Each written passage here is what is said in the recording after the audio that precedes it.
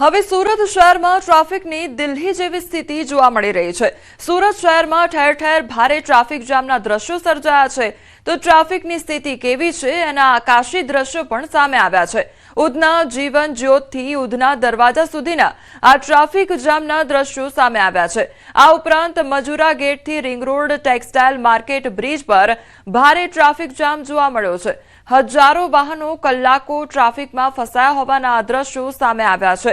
તો સુરતના આ દ્રશ્યો સામે આવ્યા છે, આકાશી દ્રશ્યો સામે આવ્યા છે કે જેમાં નજર કરો ત્યાં ટ્રાફિક જામ જ જોવા મળી રહ્યો છે। તો કલાકો સુધી જે વાહન ચાલકો છે તેમને હેરાન પરેશાન થવાનો વારો આવ્યો છે। સુરત શહેરમાં ટ્રાફિકની સમસ્યા હવે દિલ્હી જેવી જ જોવા મળી રહી છે। તો સુરતના આકાશી દ્રશ્યો સામે આવ્યા છે કે જ્યાં ઠેર ઠેર ટ્રાફિક જામના દ્રશ્યો જોવા મળી રહ્યા છે। તો સુરત શહેરમાં પણ હવે ટ્રાફિકની દિલ્હી જેવી જ પરિસ્થિતિ જોવા મળી રહી છે। સુરતવાસીઓને કલાકો સુધી ટ્રાફિક જામમાં ફસાઈ રહેવાની નોબત આવી છે। તે લોકો હાલાકી ભોગવવાનો વારો આવ્યો છે અને તે આ આકાશી દ્રશ્યોમાં જ જોઈ શકાય છે।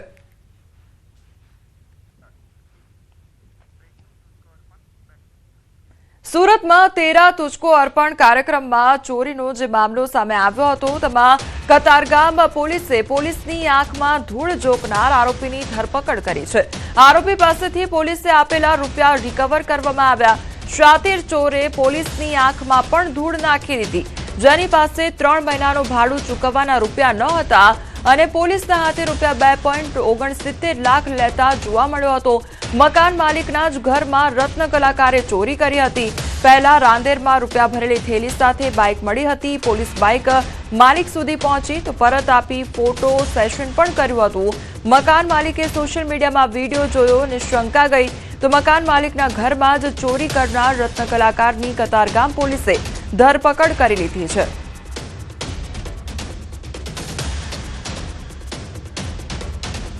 સુરતના વરાછા પોલીસ સ્ટેશન હદ વિસ્તારમાં અસામાજિક તત્વોનો આતંક વધી રહ્યો છે। વિજય વોન્ટેડ નામના ઈસમે સાગરીતો સાથે મળી બુટલેગર વિજય રાઠોડને લાકડાના ફટકા અને તલવાર વડે માર મારી વિડીયો સ્ટેટસમાં મૂક્યો। તો વિજય વોન્ટેડે પોલીસને ખુલ્લો પડકાર ફેંકતા પોલીસ એક્શનમાં આવી ગઈ છે।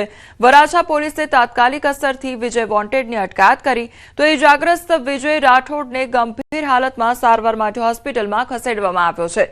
જૂની અદાવતને લઈ ઇજાગ્રસ્ત વિજય રાઠોડ અને વિજય વોન્ટેડ વચ્ચે ઘણા સમયથી ઘર્ષણ ચાલતું હતું। ઇજાગ્રસ્ત વિજય રાઠોડ દારૂના ધંધા સાથે સંકળાયેલો છે અને તેની સામે 2 વખત પાસા હેઠળ કાર્યવાહી પણ થઈ ચૂકી છે। તો બીજી તરફ આરોપી વિજય વોન્ટેડ પણ મારામારી સહિતના અલગ અલગ ગુનાઓનો આરોપી છે અને તેની સામે પણ 2 વખત પાસા હેઠળ કાર્યવાહી થઈ ચૂકી છે। फरियादी जो है वो दीपाली बेन है, जो कि वाइफ ऑफ विजय भाई राठौड़ है। और जो आरोपी है इसमें जो वीडियो में दिख रहा है वो विजय उर्फ वांटेड है और उसके साथ और भी लोग हैं। ये जूनी अदावत इनके बीच में थी और ये अभी पासा से छूट के आया था। ये जो आरोपी है इसके ऊपर 4 ऑफेंसेस ऑलरेडी रजिस्टर्ड हैं। अमरोली, उतरान, वराछा और अमरोली में 4 FIR पहले रजिस्टर्ड है। और जो फरियादी है दीपाली बेन, उनके जो हस्बैंड है विजय भाई राठौड़, उसके ऊपर भी पासा 2 बार हो चुकी है और प्रोहिबिशन के 4 ऑफेंसेस टोटल रजिस्टर्ड है। इसमें आरोपी को हमने अभी धरपकड़ की है और इसकी हम पूछपरछ कर रहे हैं। ભાવનગર શહેરના પાનવાડી એસટી વર્કશોપના ગોડાઉન સ્ટોર વિભાગમાંથી વિદેશી દારૂનો જથ્થો મળી આવ્યો છે। નીલમબાગ પોલીસ ટીમે બાતમીના આધારે સર્ચ ઓપરેશન હાથ ધર્યું હતું। તો આ સર્ચ ઓપરેશન દરમિયાન મોટા પ્રમાણમાં દારૂની બોટલો જપ્ત કરી છે। આ દારૂ કોનો છે, ક્યાંથી લેવાતો હતો અને કોને આપવાનો હતો, જે અંગે પોલીસે વધુ તપાસ હાથ ધરી છે। આગામી 31 ડિસેમ્બરના અનુસંધાને પ્રોહિબિશનની પ્રવૃત્તિ પર અંકુશ લાવવા માટે પોલીસ દ્વારા સતત રેડ પાડી કાર્યવાહી કરવામાં આવી રહી છે। જે શેડ બનાવેલો હતો એની અંદર કે જે અમે અત્યારે વપરાશમાં લેતા નથી અને એમાં અમારા જે ફરજ પર જતા હોય ડ્રાઈવર, એમની પેટીઓ રહે છે, એમનો સામાન હોય છે। એ પેટીઓની અંદરથી અમુક પેટીની અંદરથી વિદેશી દારૂની બોટલો મળવા પામેલી છે। આ જે એસટી વિભાગના જે છે વર્કશોપ તેના એરિયાના વિસ્તારમાં હોય તો મેઇનલી જે હાલમાં પોલીસનું એવું માનવું છે કે જ્યારે આ બસીસ જે છે તે કોઈ એરિયામાં જતી હોય અને તેમાં આ પ્રોહીનો જે મુદ્દામાલ લાવતી હોય એ ટાઈપનું હાલમાં અનુમાન હોવાનું અમારું માનવું છે। અરવલ્લી જિલ્લાના મોડાસા તાલુકાના માથાસુલિયા ગામમાં મોટા પ્રમાણમાં ગાંજાનો જથ્થો ઝડપાયો છે, જ્યાં પોલીસે માથાસુલિયા ગામની સીમમાંથી એસઓજી પોલીસ ટીમે 16.950 કિલોગ્રામ વજનનો સૂકો લીલો ગાંજો સાથે એક આરોપીને ઝડપી લીધો છે. પોલીસે આરોપી છોડ ક્યાંથી લાવ્યો તે દિશામાં પણ તપાસ હાથ ધરી છે. તો સૂકા ગાંજાનો જે છોડ છે તે ઝડપી પાડવામાં આવ્યો છે, તો બીજી તરફ આ જે છોડ છે તે ક્યાંથી લાવવામાં આવ્યો છે તે દિશામાં પણ તપાસ હાથ ધરવામાં આવી રહી છે. તો અરવલ્લીનો આ મામલો સામે આવ્યો છે કે જ્યાં મોટા જથ્થામાં જે ગાંજાનો જથ્થો છે તે જપ્ત કરવામાં આવ્યો છે. લગભગ 16.950 કિલો જેટલો જે ગાંજાનો જથ્થો છે તે જપ્ત કરવામાં આવ્યો છે.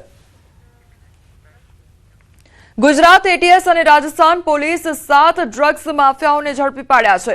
સાથે જ 17 કિલો એમડી ડ્રગ્સ અને 40 લીટર લિક્વિડ મેફેડ્રોન કબજે કરી લેવામાં આવ્યો છે.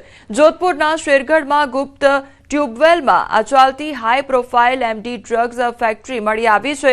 તો જોધપુર ગ્રામીણ પોલીસના શેરગઢ પોલીસ સ્ટેશન વિસ્તારના સોઈત્રા ગામમાં રવિવારે જોધપુર ગ્રામીણ પોલીસ અને ગુજરાત એટીએસની ટીમે દરોડા પાડ્યા હતા.